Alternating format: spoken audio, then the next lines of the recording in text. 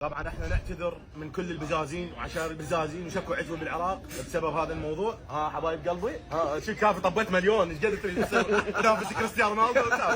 اخوان نعتذر من سالفه حسين طبعا، ومن البزازين احنا قضينا حياتنا نغني بس 100 ومحمد سالم ما صار بينا.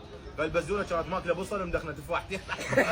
انا يوم يصلخ البزونه ببابنا 200 عال امه يسترجف، صار الموضوع مو يمها فسولف. انا اعتذر من كل عتو يمشي بالشارع. لاحظتم سوء عاقبة هذا الشاب اللي اسمه حسين جاسم؟ بدل ما يشكر هاي الناس الطيبة واللي على نيتها وفطرتها اللي دعت له بالشفاء العاجل، وبالاخص اني نزلت له مقطع ادعو له بيه، وصل عندي 2 مليون ونص، يروح يشكر البزازين والعتاوي. بالله مو عيب؟ ما استحيت؟ خوب انت اشكر هاي الناس اللي تفاعلت ويا موضوعك، اشكر هاي الناس العفوية اللي تفاعلوا ويا موضوعك واللي دعوا لك بالخير وبالعافية وبالصحة والسلامة، واللي دعموك كذلك ماديا ومعنويا. تروح تشكر البزازين والعتاوي؟